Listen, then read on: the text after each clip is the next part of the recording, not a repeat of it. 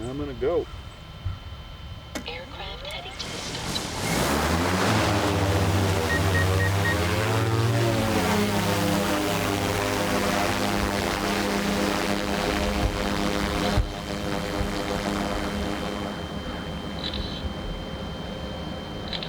So I'm Daniel Auerbach, and I'm a graduate student at Washington State, and we're working with conjunction with Department of Fish and Wildlife here in Wenatchee.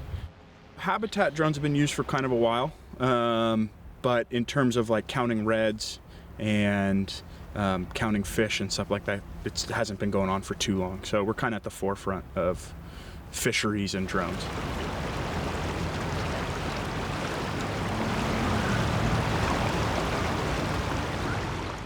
Drones have been used to monitor a lot of terrestrial species, and are more and more becoming, biologists are becoming interested in using it for aquatic species. And so there's a lot of interest in how we can do that.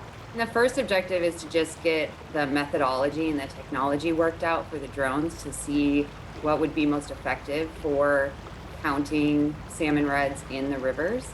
I've set up grids at the different sites that we fly. And we've set in parameters like height and then photo overlap, and then essentially I let it go do its thing, and then when I get back I take those images, anywhere from 300 to about 700 images, and we stitch them together, and then from those images is where we count the features that we're looking for. We really just want to assess, get the most accurate count of salmon reds in the river that we are able to get. For summer Chinook, they're a kind of unique species in that sometimes they spawn in really high densities.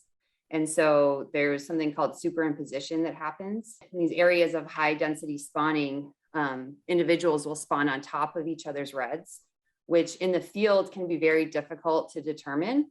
But if we have the ability to look at images of last week's survey versus this week's survey versus next week's survey, we'll be able to better quantify those superimposition events. From the air, what we're looking for is really a change in color from the surrounding substrate. So it'll be pretty dark, and then you'll see this big light spot where the fish has been digging. And then we also look for presence of fish and other features like trenching, where they'll dig out a certain area or a pit, and that's how we can identify the reds. When we traditionally do these surveys, we're on a raft.